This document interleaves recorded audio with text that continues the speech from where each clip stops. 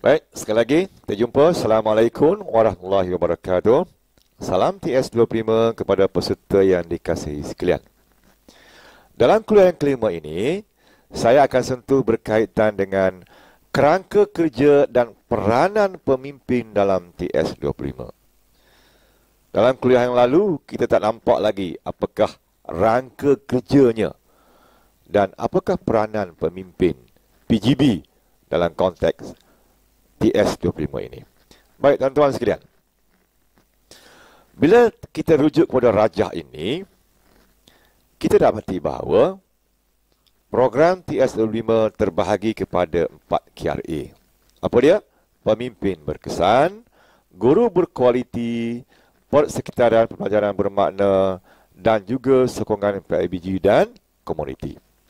Di bawah pemimpin berkesan, fokus kita ialah kepada bimbingan instruksional.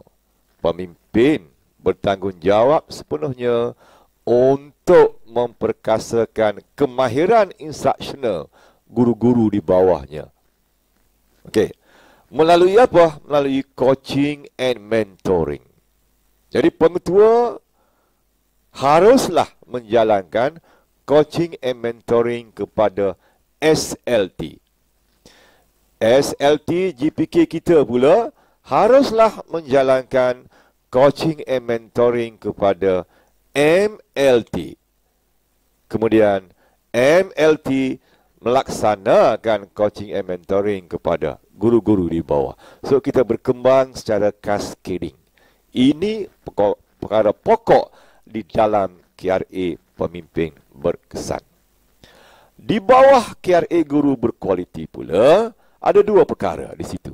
Pertama, guru-guru melaksanakan PLC, Professional Learning Community, melalui protokol-protokol tertentu yang ada di dalam Learning Walks, yang ada di dalam peer coaching, yang ada di dalam video kritik, yang ada di dalam lesson study, yang ada di dalam sharing dan sebagainya. Jadi banyak lagi elemen-elemen alat-alat kolaboratif PLC yang guru-guru kena kuasai dan perlu laksanakan di sekolah.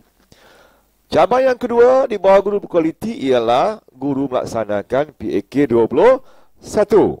Guru mereka bentuk PDPC-nya mengikut kerangka PAK 21. Guru-guru menggunakan toolkit PAK 21. Guru-guru melaksanakan PDPC berasaskan PAK 21 yang dibimbing melalui instrumen yang terkini seperti mana yang terkandung dalam SKPMG2 Standard 4. Ini berada di bawah KRA guru.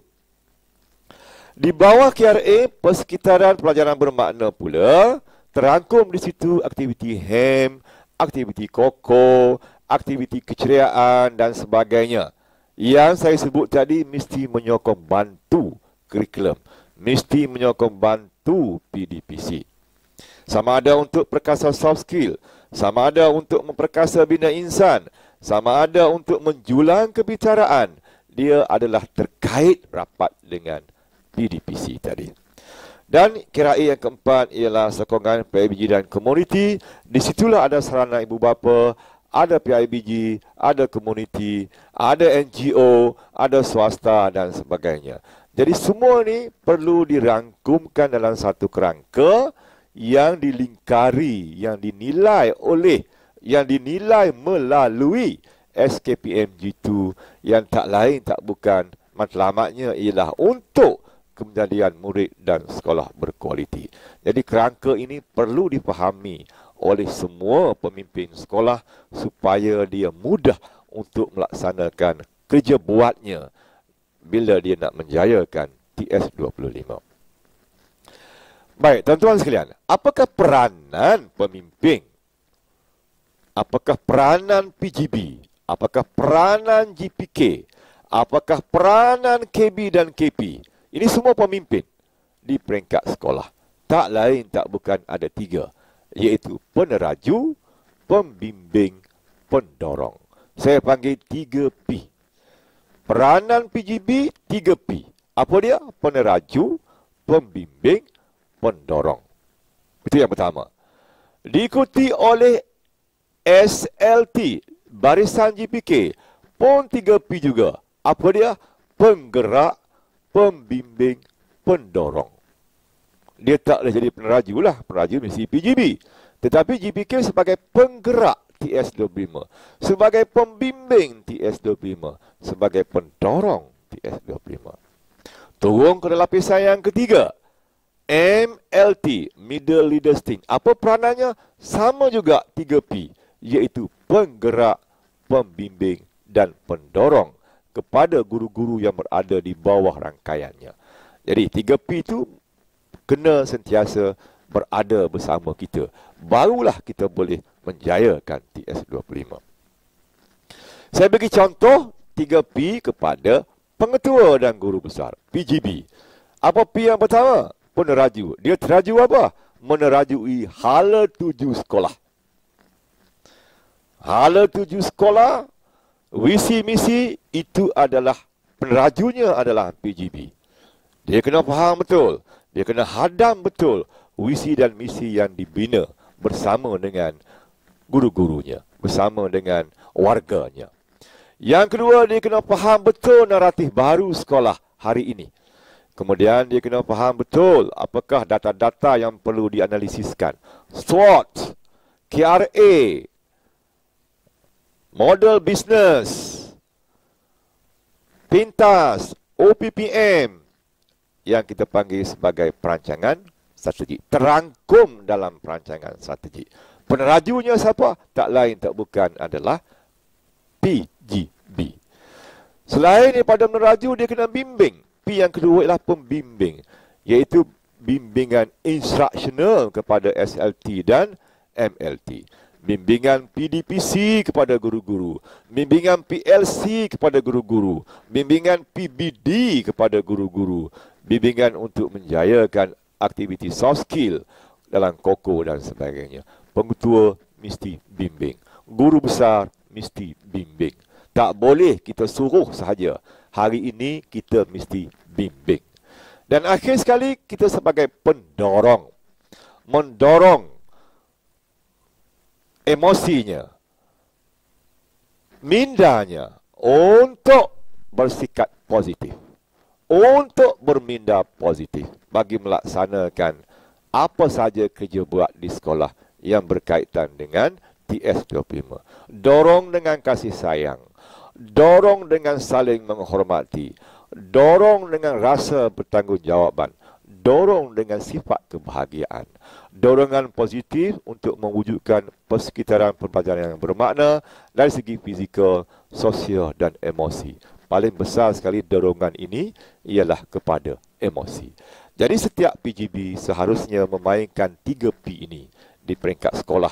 Barulah dia berjaya, barulah dia boleh menjadi PGB yang hebat untuk menerajui sekolah TS25. Baik, apabila PGB sudah menjadi 3P, pendorong, peneraju, pembimbing dan pendorong, maka middle leaders mesti jadi penggerak. Menggerak, menyelaras, melaksanakan aktiviti dan projek TS25 seperti mana yang ada dalam pintas dan OPPM. Seperti mana yang ada dalam perancangan strategi. Maka yang menggerakkan siapa di sini tak lain tak bukan ialah SLT, GPK dan juga MLT. Kemudian menggerak dan membimbing guru-guru melaksanakan PLC secara sistematik dan berterusan. MLT kena gerakkan guru-guru. Kemudian menggerak dan membimbing guru-guru melaksanakan PBD.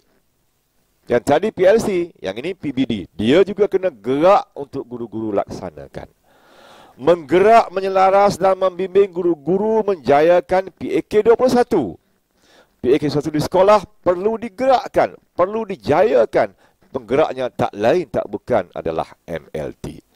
Kemudian menggerak dan menyelaras program CPD melalui LADAP.